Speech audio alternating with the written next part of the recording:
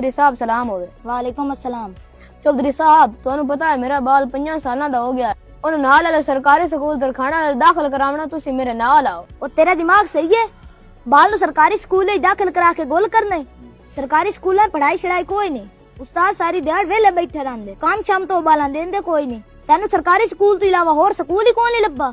ਉਹ ਚੌਧਰੀ ਸਾਹਿਬ ਤੁਹਾਨੂੰ ਨਹੀਂ ਪਤਾ, ਇਸ ਦਰਖਾਣਾ ਵਾਲੇ ਸਰਕਾਰੀ ਸਕੂਲ ਦਾ ਨਾਮ ਪੂਰੇ ਪਾਕਿਸਤਾਨ ਵਿੱਚ ਵੱਜਦਾ ਪਿਆ। ਚੌਧਰੀ ਸਾਹਿਬ ਉੱਥੋਂ ਦੇ ਉਸਤਾਦ ਬਾਲਾਂ ਤੇ ਬਹੁਤ ਮਿਹਨਤ ਕਰਦੇ ਪਏ। ਉਹਨਾਂ ਦੇ ਬਾਲਾਂ ਦੀ ਵੀਡੀਓ ਵੇਖ ਵੇਖ ਕੇ ਮੈਂ ਹੈਰਾਨ ਹੋਇਆ ਬੈਠਾ। ਪ੍ਰਾਈਵੇਟ ਸਕੂਲਾਂ ਦੀ ਇਤਨੀ ਹਿੰਮਤ ਨਹੀਂ ਕਿ ਉਹ ਜਿਹਾ ਕੰਮ ਕਰਾ ਸਕੇ। ਉਹਨਾਂ ਉਸਤਾਦਾਂ ਨੇ ਦਰਖਾਣਾ ਸਕੂਲ ਦਾ ਨਕਸ਼ਾ ਹੀ ਬਦਲ ਦਿੱਤਾ। ਸਾਰੇ ਪਿਓ ਆਪਣੇ ਬੱਚਿਆਂ ਨੂੰ ਪ੍ਰਾਈਵੇਟ ਸਕੂਲ ਚੋਂ ਕੱਢ ਕੇ ਸਰਕਾਰੀ ਸਕੂਲ ਦਰਖਾਣਾ ਵਾਲੇ ਦਾਖਲ ਕਰਾਂਦੇ ਪਏ। ਹਲਾ ਮੈਨੂੰ ਤਾਂ ਪਤਾ ਹੀ ਕੋਈ ਨਾ, ਸਾਡਾ ਆਪਣਾ ਸਕੂਲ ਪੂਰੇ ਪਾਕਿस्तान में रोशन होया खलोता है। मोर तो सानू सारे दसना चाहिए कि अपने बच्चे सरकारी स्कूल दाखिल कराओ, गरीबा ने भला हो जासी।